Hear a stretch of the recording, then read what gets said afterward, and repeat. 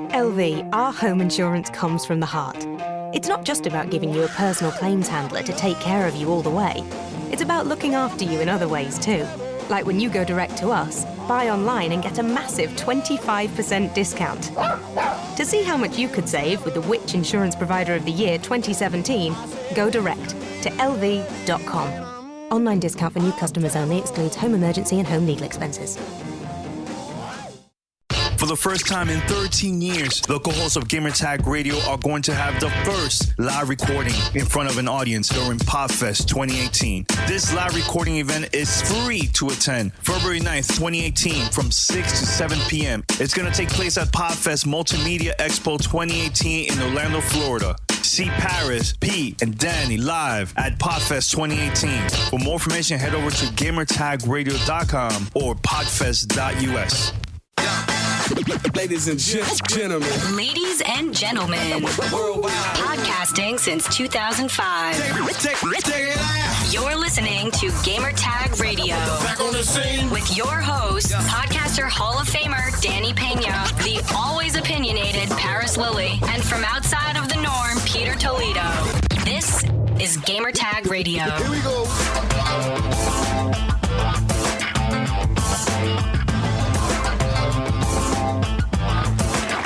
Welcome to Gamertag Radio, episode 733. This is your host, Danny, and joining me this week, we have Pete.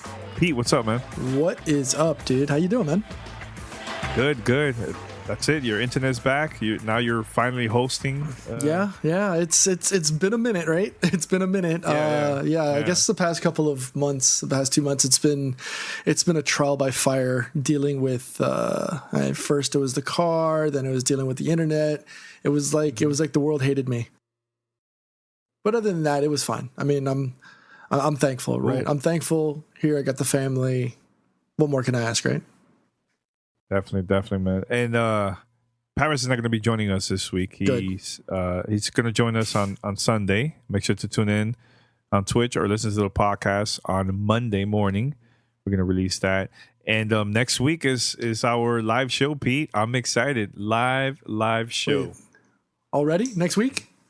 Next week, Orlando. In Orlando. I don't even know if I'm ready for that.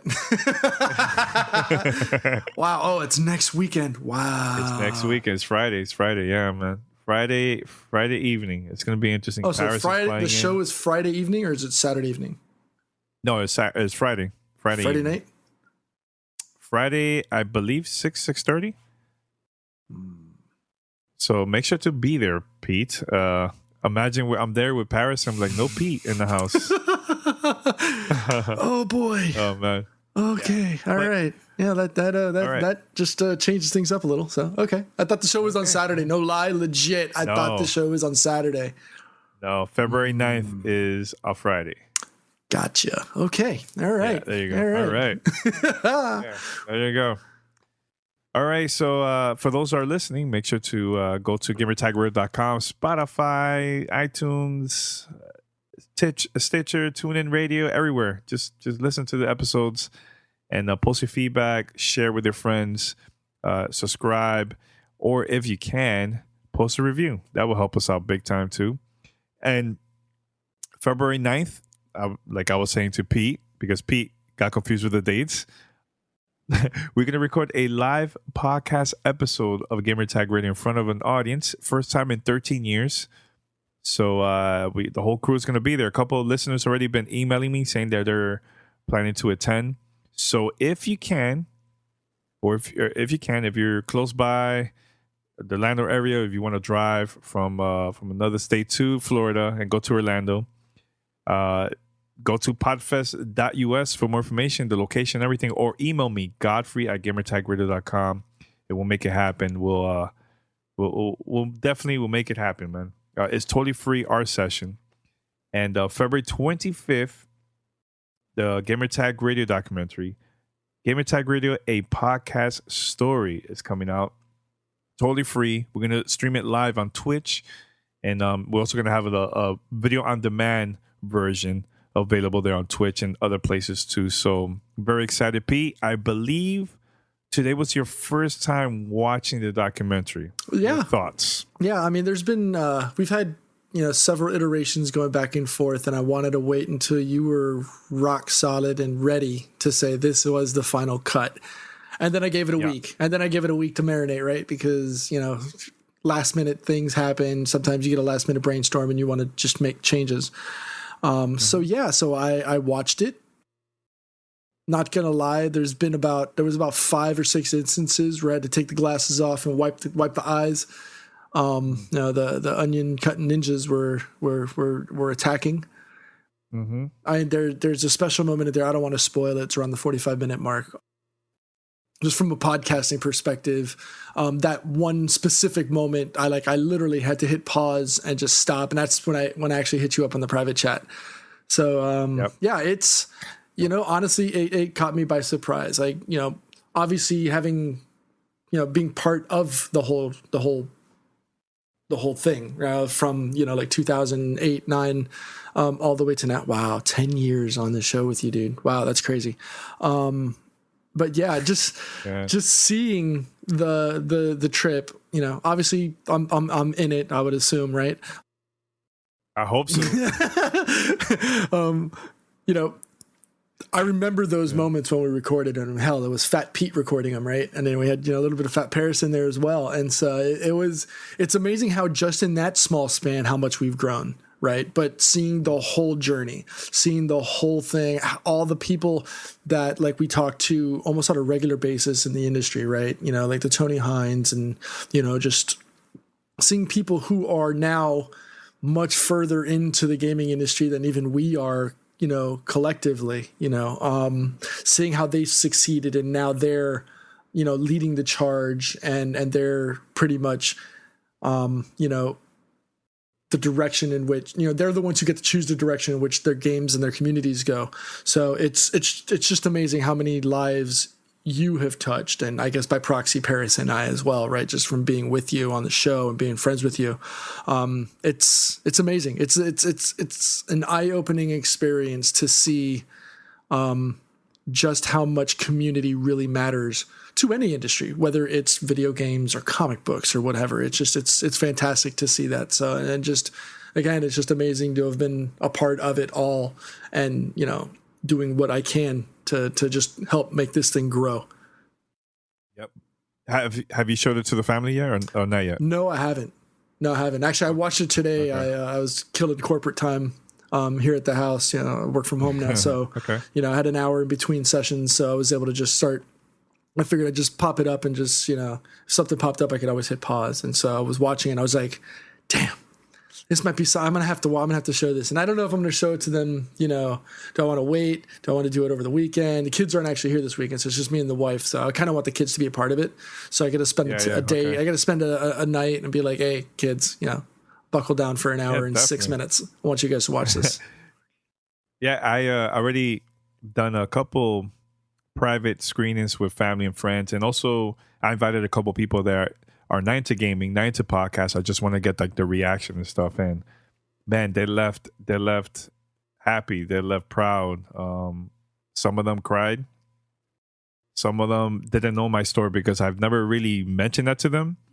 So when they got to see it, they were like, wow, this is a powerful documentary, man. Very cool. Very, very cool. So I'm going to have our first screening in Miami.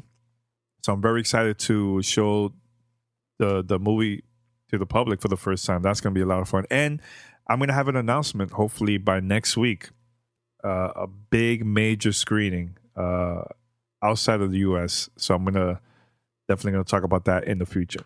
Send us your feedback or questions. Give us a call at 786-273-7GTR. Email us at fanmail@gamertagradio.com or leave a message on speakpipe.com/gamertagradio. Let's see what we have here. We have a lot of topics, man. I think this is going to be like an E8 episode, Pete. No, Paris, because Paris is in the chat. But it's going to be a lot of topics about EA, man. So let's go with the big rumor that everybody's talking about for the past couple of days. And I think it was Polygon that they were the ones that posted this rumor about Xbox planning to buy some companies there, a couple. PUBG is one of them, which makes sense. If it's gonna happen, it makes a lot of sense. Valve, and the one that caught me by surprise, remember this is a rumor, is EA. EA Games, EA Sports, just EA in general. That sounds kind of crazy. Your thoughts about this rumor, Pete? So I want to go in reverse order. I don't. Okay. I want to just the one that there's no way it's happening is EA. There's no way EA is going to be part of this purchase deal. It'd be a fantastic. It would be a huge get for them, but it's not going to happen because EA that's just giving up way too much money for themselves from a global scale for that to be possible. Valve is the one that has the most opportunity for them. You figure the consumer base for Steam itself is roughly about 75% to 80% Windows anyways. So that's the logical smart pick.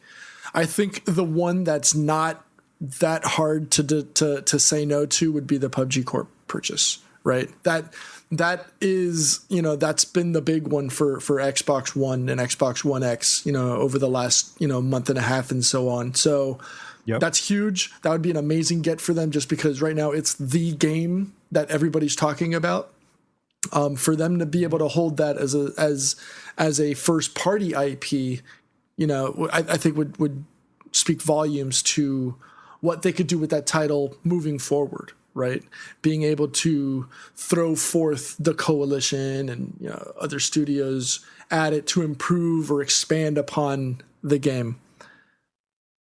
I have to go back and say there's no way EA is going to make that happen. Dude. There's no way EA says that. But why everybody's saying it can't happen? Remember, at the end of the day, it's all about money. And everybody was surprised when Disney bought Marvel. Everybody was surprised when Disney bought Star Wars. Not really, because at that point, Marvel was starving for money. They needed the money, right? Because you remember, for the comic book stuff, you got to go. For Marvel and stuff, you got to go back to the late '90s when the Big Monster comic book bust occurred. Marvel was getting ready to shut doors, and that's part of the reason why they had to sell the rights to like Spider-Man and Fantastic Four to Sony and stuff like that. And that's why you didn't see that with DC, because Warner Brothers was bankrolling all of that. They had no problems with that. Fast forward now, there's a lot of money on the table for that. I would almost take my claim and my position in GTR that it's not going to be EA. All right, so let's go with this. And let's play around with this. Let's go with what if. Okay. Let's make believe we're in a different universe. It happens. They make the huge announcement. Everybody's, oh my god, this is like the biggest mega news ever, right, in the gaming industry. What way it will work for Microsoft if they did purchase EA? Because in my opinion, I think that sports wise, I think they should just keep it available for all consoles, also for the PC and so on. But I think games like Anthem, Battlefield, and so on, I think they probably will have it as an exclusive for Xbox and PC if they really want the consumers to buy their games or their consoles. Your opinion. 5 minutes ago, remember, what if? I get it. But 5 minutes ago, you said these companies are all about money, right? Yeah. And there's no way that you're going to throw an exclusivity clause on Xbox and we'll say Star Wars, because right now Sony has the majority of the market, and you're letting that go just by you're talking 60 to 80%, 60 to 70% of the market right now in console sales, roughly. With about time out. Time out. I remember I didn't even mention Star Wars. I only said Anthem, Battlefield. I never mentioned Star Wars, and the reason why I didn't mention it is because to me, EA owns. first of all, no. It's the thing is with a game like Star Wars and Madden and FIFA, I think it reminds me of like Minecraft. You know, Microsoft purchased Minecraft years ago. They have this game available for all consoles and PC and mobile and so on. That's more money for them, and they could do the same thing with a game like Star Wars and NFL and FIFA and whatever. See that, you know, and that's the part that I have to disagree, simply because FIFA will pull their license because they don't want an exclusivity clause. Same with NFL, with Madden, same with NBA, same with any of those major sports, you know, companies. They're not going to want that. It would be fantastic, but when you throw other companies licensing, FIFA's not going to want to, and going back to what I was saying earlier, FIFA's not going to want you to say, oh, wait, you know that much larger install base that you have over there at Sony? We're going to let that go. There's no way. FIFA wants all of that money. Think about it, dude. But again, Pete, it's going to be available for every console. I never mentioned it's only going to be only on Xbox. It's all consoles. Okay, Minecraft, right? They purchased Minecraft. It's available on the Nintendo Switch, on the 3DS, PlayStation. They even have relationship with PlayStation because of Minecraft. And this is a Microsoft game, right? They could do that with all those other games for EA. Let's say those sports games, which makes sense to have that available everywhere, including mobile. Star Wars is they have a contract with EA, Disney, right? They have this contract for a certain amount of games. This has to be available on all consoles. It can't be an Xbox exclusive. So those games, put out all those games on the side. But I'm talking about games from EA, Battlefield, Anthem, you know, games like Dead Space, let's just say, Mirror's Edge. Those could be exclusive for Xbox because that's an EA game. No, Unravel 2, let's say, right? Right. And you know what? I would get it as that would be the reasoning why, you know, that would be the only way that an EA owned or a Microsoft owned EA could start to establish that catalog of games for first party use. But now you start to alienate your existing customer base. You've got a customer base who and we'll use your example, Dead Space. Everybody's used to playing that game on multi-plat. Now, by telling them, tap the brakes, son, you can only play it on your Xbox. Well, then now you've started to alienate a customer base. And I don't know if Microsoft, having shelled out all this money to buy EA, now wants to take a risk from a financial perspective by losing out on a customer base that could have just spent your money. Now, maybe including Game Pass in that whole scenario, and now you can get Anthem via Game Pass, and now you have access to all of these other EA sports games via Game Pass. Maybe that helps, and that fosters into that whole subscription-based consumer versus, you know, you're only going to buy a $60 game once every 3 years, right? Maybe that works for them, but I just don't know if them buying a developmental powerhouse as an EA would foster any good from a financial perspective. I don't know. From a business sense, I don't see it as a plus for EA. I see it as, aside from the money gain, obviously, but that's more from a shareholder's perspective.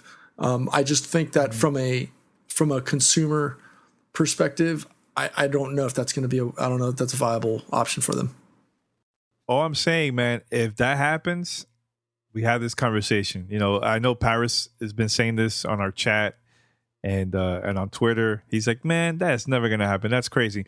But I'm just saying, man, what if that happens? Then what? Are we going to still we can live in the world of what ifs all we want, but you know, that's exactly what it is. It's a what if. It's throwing your darts at the dartboard and hoping that something sticks. Mm-hmm. And then if it happens, hey, congratulations, man, you were Miss Leo for January 2017 or 2018. It's all good. But no, Pete. But okay, I know PUBG makes a lot of sense. Mm-hmm. Why Valve? Again, 75, and I'm using a rough number here. Obviously, I'm not tuned into Gabe Newell's numbers system. Mm-hmm. But I want to say a very, very high percentage. I'd probably say 75 to 80% of your install base for Steam is running on a Microsoft Windows device, right? Yes. I think it would just having a PC gaming experience tied to Steam. They've already got all the kinks worked out. It's not like Microsoft has to learn how to maneuver this water. My only question would be, how would you be able to integrate the Steam Marketplace and the Xbox Marketplace? Because God knows the Xbox Marketplace on PC it's hard to look at. It's a struggle bus. And that's the only thing. Like, if we can maybe change the Xbox, interface or dashboard shopping, or Xbox store or something like that, merge it. And I don't know how to do that. Don't get me for design. I'm not the guy you want designing things. But if we could get a solid mix of Steam and the Xbox Marketplace, I think that's a good opportunity for them. It's just a natural fit for them. But I think everybody's bringing up Steam, and that's like the only thing that everybody brings up. But nobody is talking about VR, their Steam machine, their exclusive for first party games from Valve. Nobody's talking about that. Everybody is only talking about Steam, and that's it. Because I think, honestly, VR is still in its infancy. I mean, yeah, there's the one-offs that pop up every once in a while that are like, oh yeah, that's a great experience. But I still, and maybe it's because I'm a little more naive towards VR because I don't spend as much time on it as other people have. I mean, I spent a weekend with HoloLens, and that was fun. But I don't see me pulling 500 hours like I put on PUBG, or almost 600 hours. I don't see me putting that much time into VR. And so until it matures, which could be as early as next year. I mean, there's still advances being made. But I think we still need that standout title that forces people to go to Best Buy or to Amazon and buy start seeing VR headsets disappearing off the shelves, and you can't keep them on the shelves. Once that happens. I mean, there's a reason why I'm bringing this up, because there's a lot of people that love Steam. Mm-hmm. They purchase all their products, the controller, the Steam machine, the VR, and once again, this is the what if scenario. What if Microsoft makes an announcement that now Valve is under Microsoft now? Is all those products is gone? That's it? They're only going to concentrate on just the Steam portion, or are they going to continue to with the service? Because I think it will piss people off, man, if they just kill the product like that. It just doesn't look right business wise. I'm not saying, oh, if VR is big, or I'm talking about for those that already purchased all these products. Then what? Are they going to still support this for a certain time and that's it, or maybe they're going to continue with this under Microsoft umbrella? You have to think about it. The early access or the Steam Indie Showcase or whatever is similar to the idea at Xbox concept, right? Valve doesn't own the rights; they're just a distributor for the game. You mentioned Mojang, before with regards to Minecraft. Minecraft, yep. And I think that was a Steve Ballmer purchase, if I'm not mistaken. And that was their first major purchase. I think in a long time. I think it was under. I think Phil Spencer worked on that, and what's his name? New person in charge. It wasn't Steve Ballmer. Nadella? Steve Ballmer wasn't there at that time. Nadella? Yeah. He was the one that approved that, I think. Steve Ballmer wasn't involved with that at all. Right. Well, I might be wrong. Wrong. It was their first major acquisition since, what was it, Lionhead? So Yes. You want to say like 7, Ooh, that maybe. was the last one. Yeah, I mean before Mojang was Lionhead, they have and then they obviously they let go of the Halo franchise and Bungie, so or they didn't let go of the Halo franchise. They let go of Bungie, right? They let go of Bungie they allowed Bungie to get out of their contract with them and stuff like that. I mean, so think about it: Rare, Lionhead, Mojang. Rare was 2001, 2002, I want to say. So yeah, early 2000s. 6 years. And then obviously, Mojang in 2016. So that's a lot of money that they have to shell out for things like that. What was it, like $2 billion or something like that for Mojang? Yep. That's a lot of cash to let go. Plus, you're funding these hardware initiatives with Xbox One X, etc. And then you have, your infrastructure rollouts of money. I'm pretty sure that they're rolling in enough money that they can do a monster acquisition like Valve. I think PUBG is going to be the one out of all of them. I think the one that's got the highest probability is PUBG Corp. PUBG, yeah, makes sense. I think Gabe's floating on enough on enough bundles of money that he doesn't need to do this in selling Valve. I mean, if they do, that adds Half-Life 3 to the potential IP catalog, and God knows the world would explode if Microsoft says, and by the way, we've got another Half-Life 3 confirmed on an E3 press conference. I think everybody faints with wallets being thrown on stage. I just feel that Valve been kind of quiet. They've just been quiet. They're just doing their thing behind the scenes. They're don't need located to. in Seattle. No, I'm saying they're located in Seattle. There was a time that they were doing interviews, promoting Steam Machine and all this. Now you don't really hear much from them. So do they need to though? I mean, Dota makes money. CS:GO, of course, makes money, dude. I'm not saying that they're not making money. It's just they've just been quiet. I don't know, my opinion, but I think I have other topics. I think part of that also was their heavy investment into the Steam Machine. That I don't think panned out as much as well as they thought it was going to. I think the Steam Link was kind of a failure. Kinda. It was a failure.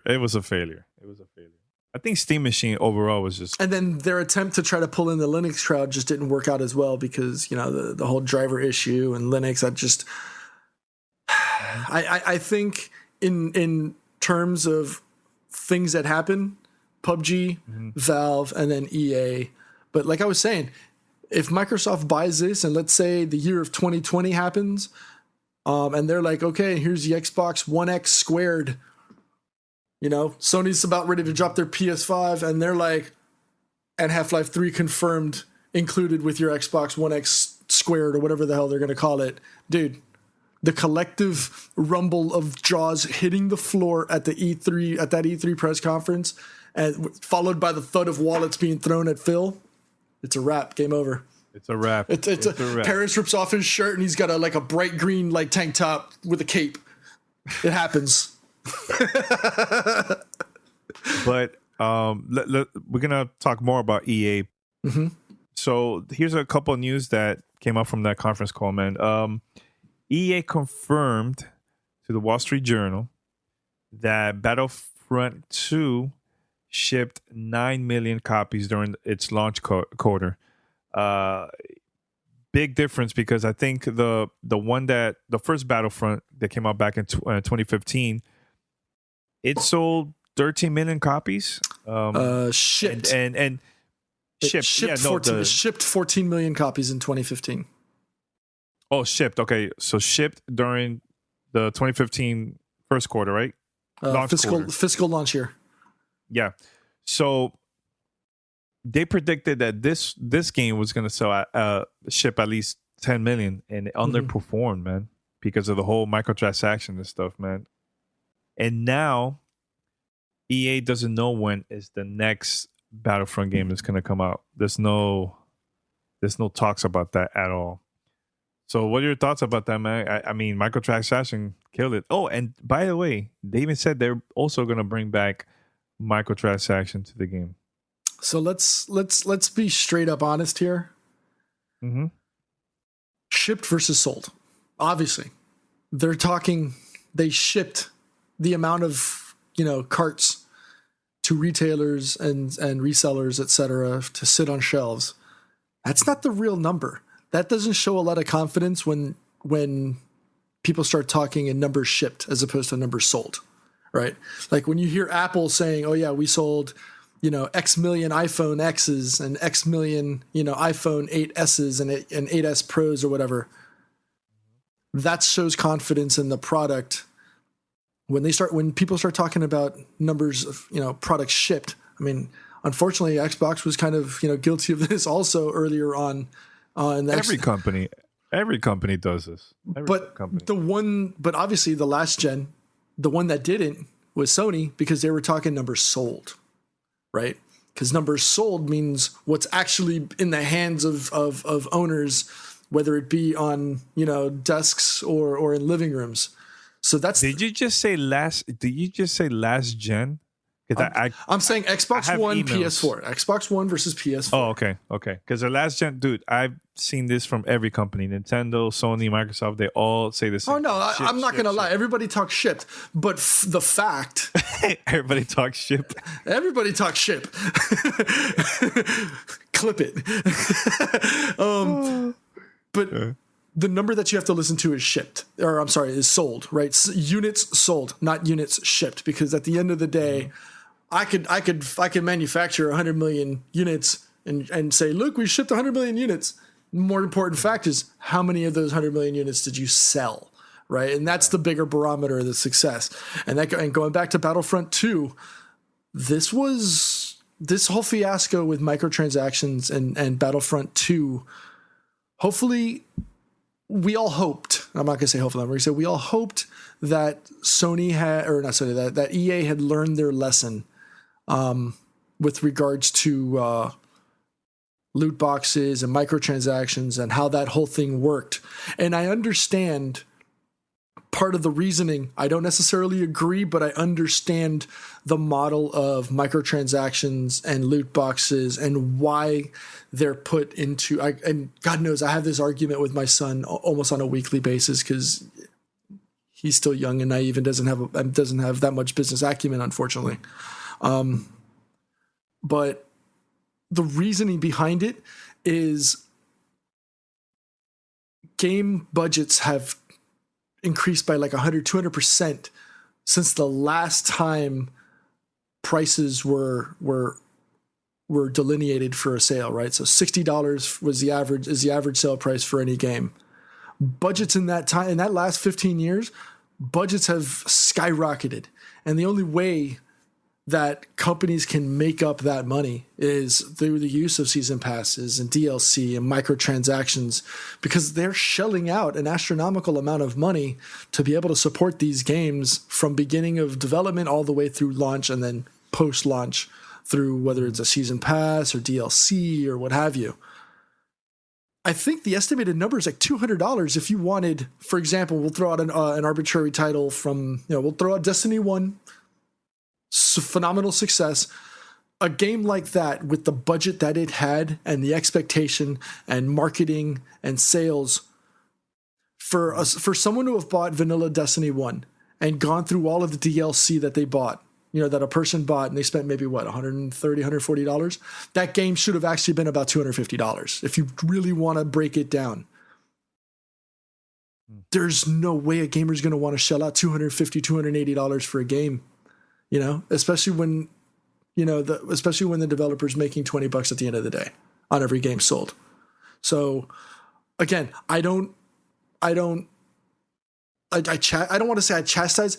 I understand why we have microtransactions and loot boxes and things like that in these games. I don't necessarily understand the reliance that publishers or developers are putting on gamers to have to go through that to buy them. Well, here's some news. Mario Odyssey has sold more copies on the Switch than Star Wars Battlefront 2 on PC, PlayStation 4, and Xbox One combined. And not shipped.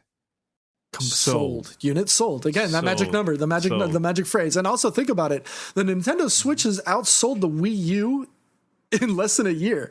What? We're going on month number 10. Yep. And it's about to hit 15 million. Yeah. 15 million since March. And that Wii U has sold more units in a 10-month span than the Wii U did in 3.5, 4 years of its lifespan? Yep. That's insane. You know? Very insane.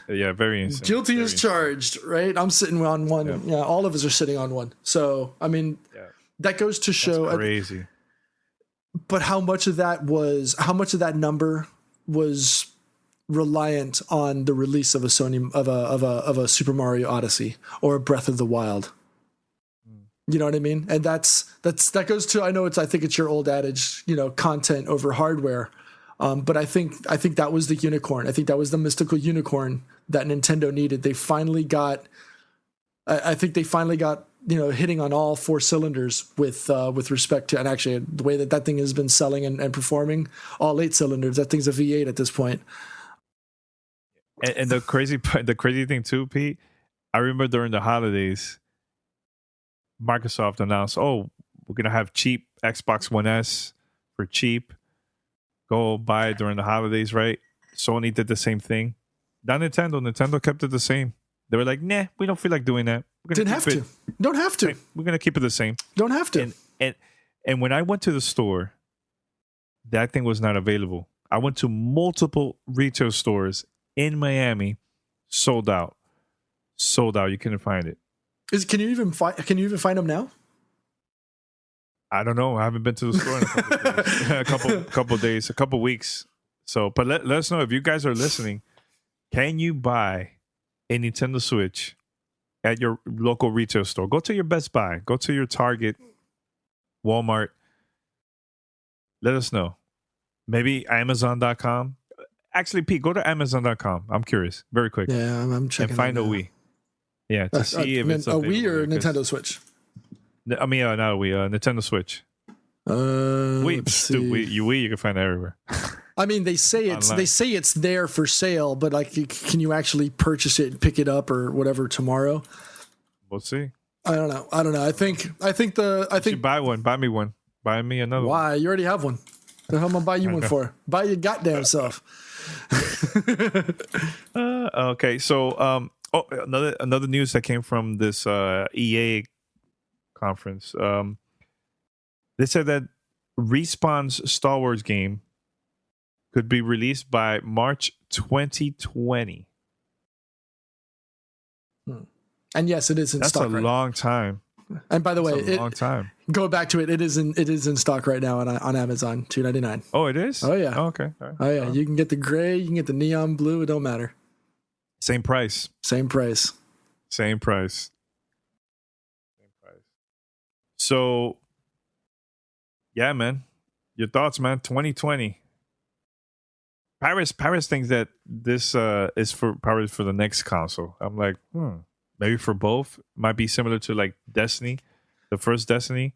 Release it for the current and next gen consoles. That's what I think. I don't think it's a wrong opportunity for them. You also don't want to have the same thing that happened with Titanfall and Respawn happen again, where you start to have a conflicting title fall upon the same launch window. I think it makes sense that when you're leading the charge with a Star Wars title, it gives them time to fully develop this game, hopefully without microtransactions and loot boxes.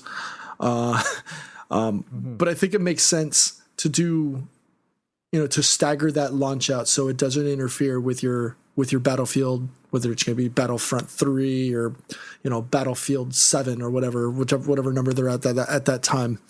I think it makes sense because you want to give it that extra time to bake and world build, because this is, if it follows the current theme of new games as they're coming out, we're seeing a trend towards services, a long-lasting game as a service, right? So we're seeing it with like Rainbow Six, right? We're seeing it with, and we'd like to use this analogy, on a regular basis, but we like seeing the Ubisoft model because it works. Because it works. It is. It's working. It's working for all their game. Almost all their games. Ghost Recon, Division, and so on. Rainbow Six. So, hell, I was playing Rainbow Six earlier. Just about an hour and a half ago. I was playing it just up until about 9 o'clock. Nice. Yeah, I'm back. Nice. I'm back in. So seeing Star Wars, and I think it coincides with a movie release. 2020. I think I could be talking out the side of my neck. Yeah, it is. If you think about it, yeah. What talking out the side of my neck or coinciding with the movie? Oh wait, hold on. Hold on. The next Star Wars movie comes out in 2019. No, but there is an untitled Star Wars film for 2020. Yeah, but that's holiday 2020. The game is going to come out March of 2020. That's what they're saying, which makes sense because releasing it during the spring is a perfect time to release a game, man. There's not much competition. It's not like how it is, competing with Call of Duty and all these other games. Release it early the year, so you have time to promote it during the release of the movie that comes out in 2019, holiday 2019. Promote that game there, right? Then people get excited, purchase the game in March, right before the next movie that comes out in 2020. Holiday 2020. So it's supposed to be a standalone film. I'm curious if this is, and I don't know when this article was written, but I'm curious if that's going to be one of those Rian Johnson trilogy movies, which could be coinciding with this game. I think it's going to be it's one of those like side story type movies. Right. So it might be one of the standalones like Rogue One was. Right. This year is the Han Solo movie comes out this year, the end of the year. Right. And then allegedly a potential Boba Fett one, maybe a Yoda movie. Who knows? But I think Yoda would be the Boba Fett. That happened. But Boba Fett's going to be the one that everybody wants to see because everybody wants to see. Everybody wants to see everybody. Their favorite Mandalorian. So, I think it would be fantastic to give. I mean, hell, think about that. And I'm going back to the rumor mill. My Miss Cleo movie. Give me that. If Microsoft does buy Valve, give me that Half-Life 3, and give me that Boba Fett or Yoda movie in 2020. Oh, Pete's going to be a happy kid, dude. Pete's going to be a happy kid, dude. Oh, yeah. I'm telling you, if Microsoft makes that move with Valve, they're definitely going to release Half-Life. Dude, can you imagine? And we're going back half an hour into the show. We hit the rewind. Dude, could you imagine a Half-Life 3 on Xbox, dude? Can you imagine? Just imagine this. They just dropped the 3 on the screen and shut the lights off. Done. Just watch this. Watch this. Guys, let me dream. Yes, let me dream. I have a dream. Let me dream. We go to E3. We sit down. This is E3 2018. We're sitting down. No leaks, nothing. First announcement. PUBG exclusive. We signed a deal with them, whatever. P is probably going to faint. I don't know. The second one, Val. Same thing, big announcement, right? And then they announced, oh yeah, we have a brand new Half-Life game. Exclusive for Xbox and PC. Dude, I'm telling you, dude. The crowd will go, let me tell you, the crowd. End E3 right there. Just shut it down. Just shut down E3. Nobody talks about anything else for the rest of the show. just end it. Just end it like that, and you're good.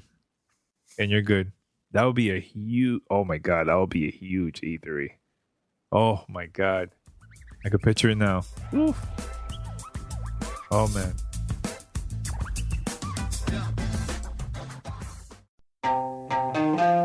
At LV, our car insurance comes from the heart. That's why we've just launched our new multi-car cover.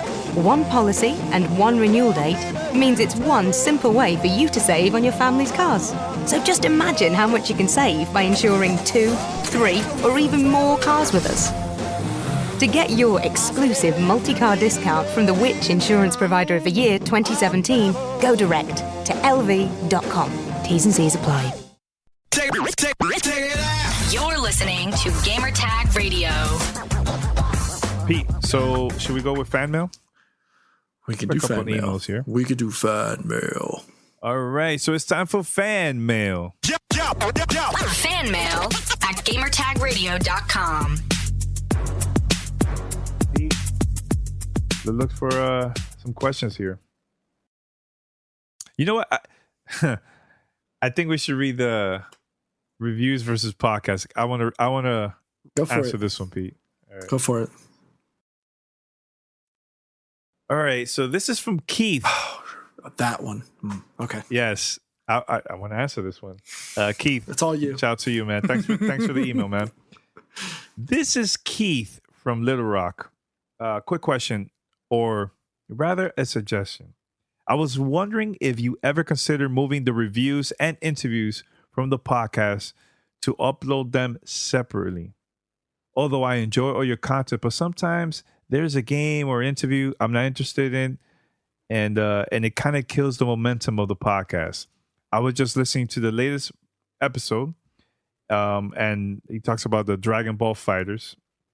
He said that it kind of killed the conversation that I had with Paris. That's what he's saying in this email. So I'm trying to make it short and stuff. But anyways, he says I appreciate you reading this email, or maybe you guys could take a poll because that's just my opinion, and so on. And he says that he agrees with Paris when he says that Ubisoft is the best third-party developer. All right, Keith, thanks a lot. Now, I really want to talk about this because I think I've been using that formula since the first episode of GTR. Right now, we're like, what, 733 right now? So it's working for us. I like doing that, put everything in one content so we could have like a very long episode, right? It just doesn't make sense for us to separate all these interviews unless we're probably at an event like E3. That makes more sense. E3, right? You pick the interviews that you want and so on. But a GTR overall episode, no, I think we probably should just keep it this way. So my advice to you and to everybody that probably don't like the reviews or don't like the interviews, that they're not interested, this is a cool feature that's called fast forward.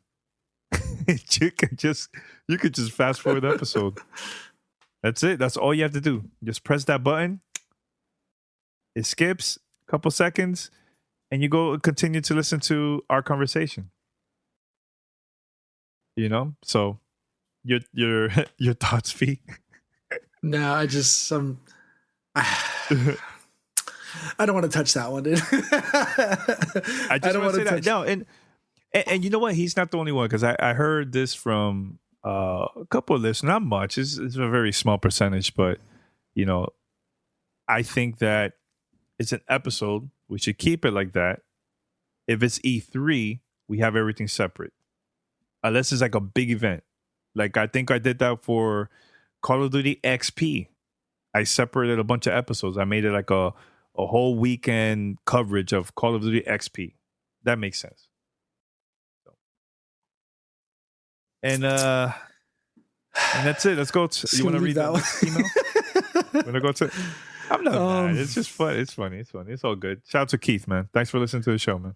So this next message is from Joe. Joe from Ohio. With the recent success of PUBG and also games like Ark being launched in game preview, do you think other titles should follow the same formula? There's always going to be someone saying the game is broken even though it's in preview, but you may have less complaints and failures in those games that may prevent people from buying the title or future titles from that series. Games like Mass Effect and Destiny could have possibly benefited from this. I'd love to hear your thoughts. Big titles, no. New IPs, indie games makes more sense. Destiny, it doesn't make no sense. That's an Activision game. That's a big time, like, they're investing a lot of money for that game. They're not going to do that unless maybe release a little beta or something like that. But as a game preview, do you know any game preview game like games like that that's pretty big besides PUBG? Because I think it got big because of that, right?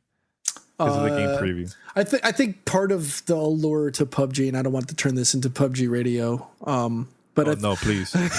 but I think the allure of the game in the early times, right, in the March, April, May, Junes of last year, back in the old days, part of the allure was the kookiness of things that you could never expect to or comprehend that would happen. Like, you could be in your car, you could hit an invisible rock or a wall, and then you're catapulted 100 feet in the air with the car spinning in a circle. There's no way you would anticipate things like that. And part of those quirks are part of the appeal of the game. Now that it's matured over multiple iterations of its title over the last 6 or 8 months, it's started to grow out of those and more into a more mature game, product. And so I think that's something that drew in a lot of people aside from just the gameplay. When you have games like Mass Effect or Destiny, I think what he's more alluding to is more or less the Mass Effect Andromeda and Destiny 2, versus like the last Mass Effect, the whole Mass Effect trilogy, or Destiny 1. I don't know if you want to put those games in a game preview, because you're essentially launching a broken game. Not necessarily saying that Mass Effect Andromeda wasn't broken. It had some components that needed to be fixed and was corrected over time, but it wasn't functionally broken. And then again, you've also got monster budgets behind them. Games like PUBG go out of early access in order to try to grow more capital so that they can start to put more of that funds that are coming in for people purchasing a game preview, to be able to invest that back into the title, to improve it, to ensure that you've got more longevity beyond a 4-month window of launch on game preview or what have you. So in an instance like PUBG, where it was a relative unknown coming in, granted it had some, beneficial backing from Bluehole, but at the end of the day, it's still a crapshoot.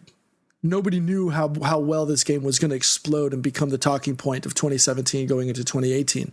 Now that it's got the success, does it really need to have that game preview title on top of it? Because now it's been iterated on enough that it's now into a full 1.0 launch.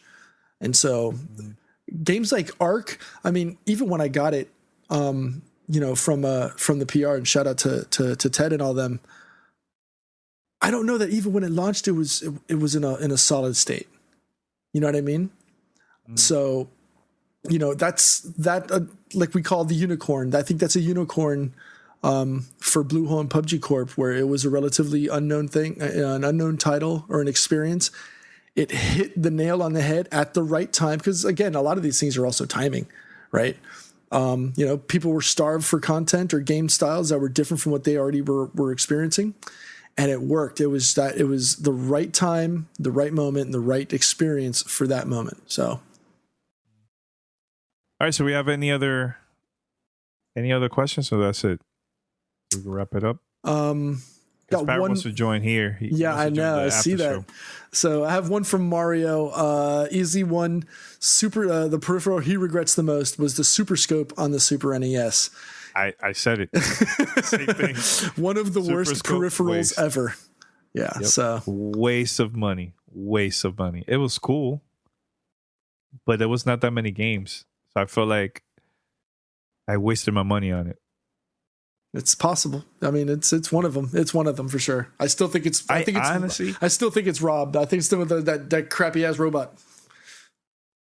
The reason why the Super Scope to me was a waste of money. I thought it was going to be bigger than the original gun from the NES. So I was like, oh man, they're probably going to release some big time games, a lot of third party support. It was bad. Waste of money. So yeah, Mario, we're on the same page, man. We're on the same page. All right. So I think that's it, Pete. We should wrap it up. Let's wrap it up. By the way, I've never mentioned this because I know we have it on our Twitch channel.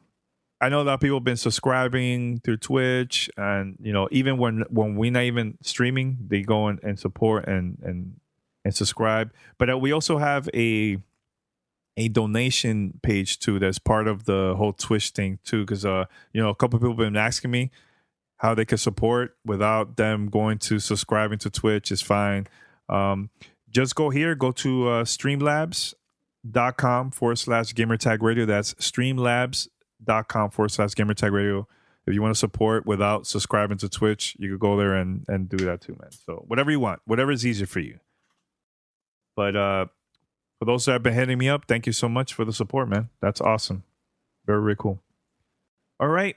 So head over to gamertagradio.com, post your comments and feedback. Make sure to tune in February 9th. We're going to have our live podcast event recording in front of an audience for the first time in 13 years. Next week in Orlando. So if you want to join us, go to podfest.us for more information. Our session is free. Or if you want, you could hit me up, Godfrey at gamertagradio.com, and I'll give you all the information and so on. So subscribe. You can find us on Spotify, TuneIn Radio, Stitcher, and other podcast directories. And that's about it. Pete, anything you want to say? Yeah, I need to make travel plans because apparently I had no idea that it was actually on Friday night. Oh my God. I told you. It was Oh, no, I know you did. I know you did. I don't know. I guess my family's not going because my kids got, my daughter's got school, my son's got work. So I don't know. I mean, I just might be going. I might be rolling solo. Okay. All right. There you go. It's all good. All right, guys. Until next time, we're out. Peace. Yeah, you can hear me though, right? Yeah, I can hear you. Yeah, I'm freaking driving. I'm driving home. I'm listening to the show, screaming the whole time. I'm listening with your freaking EA Fantasy World. Paris. I said, what if it happens? Let's make believe if it happens.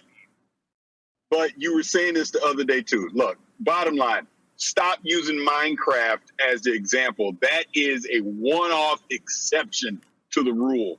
There is no way in hell Microsoft is going to start publishing games on the PlayStation. So you really think they're going to put Madden, FIFA, Star Wars, hockey on PlayStation? You really think that? So that's more money for them. They're not going to. No, they're not doing that. Dude, well, okay. Let's back up. Perfect example. Let's back up. Hold up, Paris. Hold up. You know that Via Pinata was also available for the DS. You know that, right? I know. Okay, but we're not talking a mobile device. We're talking a major console. The DS is a portable. Is my point. So you're saying if Microsoft buys EA, all those games are going to be only for Xbox and PC? Well, okay. Here's what's really going to happen. Microsoft will never have that option because the NFL, FIFA, and Disney will say, no, we'll give it to 2K or Ubisoft or something. We're not putting ourselves on one console. They're not going to do that. And they're not going to have Microsoft, who obviously is going to have other games that are exclusive titles. That's so confusing to the consumer. Some of the games you can only play on Xbox, but all the sports games, the licensed games, we're going to put on PlayStation. They're not doing that. Because of the contract, Paris. It's the same thing as what happened with Marvel and Disney, right? There's Marvel. Wait. Paris, let me finish. It's the same thing. It's the same thing with. He never lets you talk when someone else has a point. Go ahead. It's the same thing with Marvel and Disney, right? Disney bought Marvel, but there's Marvel rides at Universal. But because of the contract, they still have to have those rides available there until the contract ends. And then Disney could take those rides and move it to their theme parks, right? And I think I see something similar to, again, what if that happens? Okay. It's under they have a contract. EA has a contract with Disney, with Star Wars.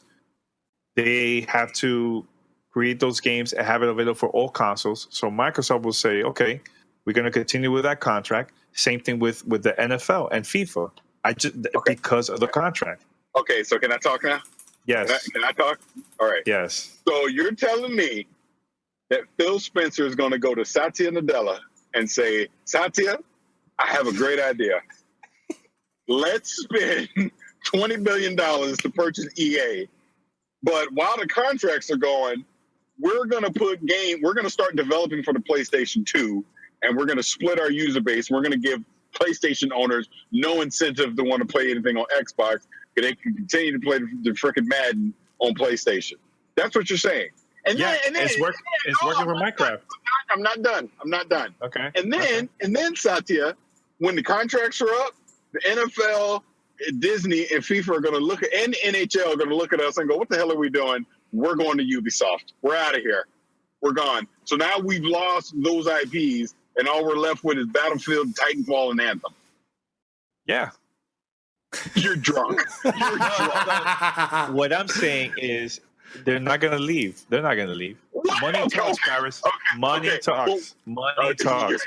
You are high. You are smoking dope. That's all I got to say. Okay, all right. So why would this close source will mention this to a journalist then? Well, This you is happening behind the scenes. you already saw that Polygon is freaking moonwalking away from it about the EA thing. Oh, they EA did. thing- I haven't Yeah. been reading the Yeah. I haven't been reading today Yes, about it. they're already moonwalking away from that. Like Pete said, the most likely one is PUBG. And on the Valve one, it ain't just Steam. It is Left 4 Dead, Portal, Dota, the VR. Already, they have VR already established. So you're buying the whole package with Valve. Microsoft acquiring Valve makes a lot of freaking sense. But I highly doubt Gabe Newell sells. I just don't see it. There's no need Unless to. he just wants out of the business. There's I think no he- reason for him to sell. I think he wanted to get out of the business. I don't Why? know. What was it? What was? I love how you just went in Gabe Newell's mind. Well, I think he is. So, how do you know? Yo, Paris. When was the last time we have seen him doing interviews? Okay, but Danny, this is why I was screaming at my phone. Valve, have you seen a Dota match? Have you seen one lately? Not lately, but I've seen it in the past. They sell out arenas. Arenas. Yeah, of course. I know. That is their focus now. That's why they're not doing Half-Life 3 or Left 4 Dead 3 or another Portal. They're focused on Dota, Counter-Strike Go, and Team Fortress. That's where their money's being made right now on the gaming side. They're not. Esports. They're not a gaming publisher anymore. To be honest with you, they're more of a services publisher. That's what they do now. You know? Hey, man, you don't have to attack me. I'm just saying, what if? You're making it seem like I was like, oh, it's gonna happen. Well, because I know what you were saying in the chat the other day. That's what Danny just got enhanced. That's what happened. Exactly. Hey, man, let me tell you. If this happens, it's a mic drop. If it happens, though. But that's what I'm saying. It's a mic drop because they're getting Battlefield and Titanfall and Anthem and Mass Effect and things like that. I'm telling you, the NFL is going to look at Microsoft and say, "Kiss our." You are not making this exclusive. We're out. And Microsoft is not going to start putting major AAA games like that on PlayStation. They're just not. They're not doing that. That makes no sense. Why are they then a first-party publisher at that point? They might as well stop making hardware and go third-party. Yeah. You see what I'm saying? They're not going to do that. Look, so, man. I mean, look. Yeah. Oh, well, go ahead. Look, man. No, what are you I'm gonna say? just saying that. I'm just saying that I'm having fun with this conversation. That's all. It's just what if. I know it's a what if. I'm just telling you, it's a big ass what if because it ain't happening. In caps. No, okay, but okay. All jokes aside. Okay. Forget the sports title. Let's say it was this way. Let's say EA sold it kind of like Fox did. Fox didn't sell all of Fox to Disney. They just sold a portion of Fox to Disney, right? So let's say EA said, we're going to just become EA Sports. And then the rest of EA, Microsoft buys. That I could see. Do that. 100% So do that. like DICE, BioWare. Criterion, all that. They were like, you can have all that, but we're keeping Tiburon and all the sports studios, and we're going to just be EA Sports from now on. That's what we do. We do sports games, and we're multi platform. That makes sense to me. I could see that happening. Mm-hmm. But then even that with Star Wars, there's no way Star Wars is going to become exclusive to one console. So I think Star Wars goes to another publisher. But they get BioWare, they get DICE, they get Criterion. Those are three major studios for Microsoft to get. Could you imagine Microsoft saying, "Hey, Criterion, y'all the Forza Horizon studio now"? Mm-hmm. It's huge. BioWare, Casey. Like I said in the documentary, please, baby Jesus, save us, Casey. All the Anthem and Mass Effects you want. You know what I'm saying? Yeah. Oh, that'd be great. DICE, y'all just keep making Battlefield like you're doing. You keep doing your thing. Now Battlefield is exclusive to Xbox. That's freaking huge. And Anthem. Yeah, and Anthem. Now they got their big shared shooter game, looter shooter, exclusive to Xbox. That's huge. Yeah. But for them to buy EA Sports makes no sense to me at all. No, That doesn't I make think sense. that scenario makes a lot more sense, I think. Yeah, That makes I sense. can see that. Oh, boy. That's good. Good conversation, man. But look, that's all I had to say. I'm sitting there bowling with all these old people. I'm looking at this, screaming. I go, "What the hell is Daddy talking about?" Crazy.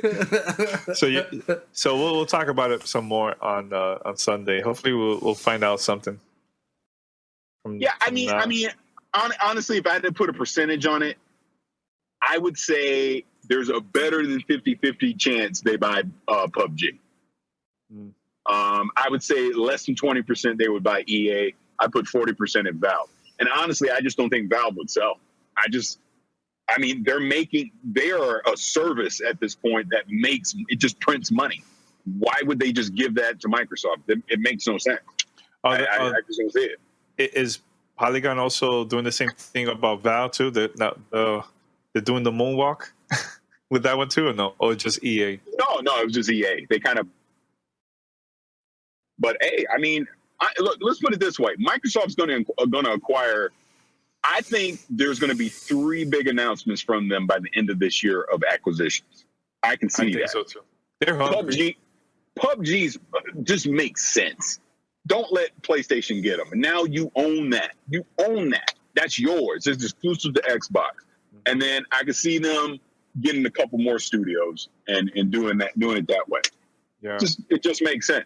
Oh, and the Perfect Dark thing is really starting to look like it's real because there's a studio in the UK that I guess Microsoft has some stake in that's been staffing up big time.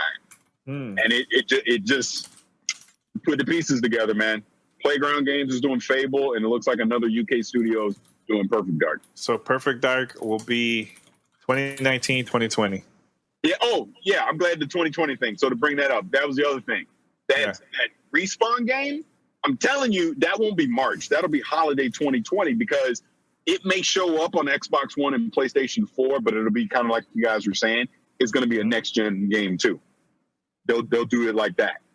I don't think it'll be out to the holiday because why would you put a Star Wars game out in March? You're going to put it out around the time of a Star Wars movie. So it would probably be November, December of 2020. No, the reason I said that is because they don't want to compete with Call of Duty or whatever first person. It's Star Wars. Think about it. EA screwed up and still shipped 9 million units of Battlefield 2.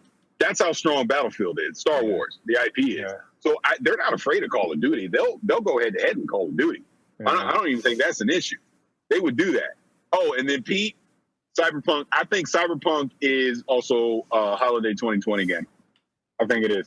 I want them to take their time. Give me a 6-year window of waiting more, dude. I don't care. That is. I mean, that kind of is, though, because they supposedly started on Cyberpunk in 2014. So, yeah, that's about right. Yeah, it's about 5-6 years is usually their average turnaround time. Yeah, so, I mean, 2020 would seem about right. And then I know Danny trying to rush me off, but one last thing. What was I going to say? You better hurry up. Not forget. Screw you. Take your time, Perez. I'm the one who controls the stream anyways. No, I don't even remember that.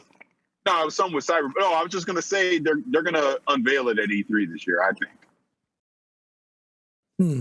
Yeah, I think we'll see it on. Where, though? Do they do? Yeah, that's what I was. I was going to ask you, Pete and Danny, real quick. Yeah. Who do you think because Warner Brothers was the publisher for Witcher. Do you think Warner Brothers continues to be the publisher for Cyberpunk? You know what's crazy?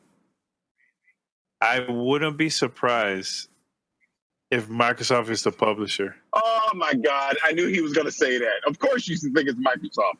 I wouldn't be surprised for the Xbox and PC. Once again, there is no way in hell CD Projekt Red is going to make themselves exclusive to Xbox. Time exclusive. No, not even that. There's Not a title like that game. Not a title like that. No, Like Tomb Raider. I don't see it. No. There ain't enough money Microsoft can give CD Projekt Red to do that. Who do you think will be the publisher? What, you think it's Ubisoft? No, I don't think it'd be Ubisoft. I mean, it very well could be Warner Brothers again. I don't know, but they have the relationship. But it's going to be highest bidder, man. I'll tell you that. Someone's going to pay a pretty penny to be the publisher. You know, a lot of publishers are behind the scenes are. Yeah, they're negotiating big time. Big time because of the success of The Witcher. Exactly. They're not gonna let that go, man. I'm telling you. Hey, I know it's not EA. It's not EA. That's for sure. Why not? If they go to the highest bidder. Who knows? According to Danny, Microsoft is going to own them. So.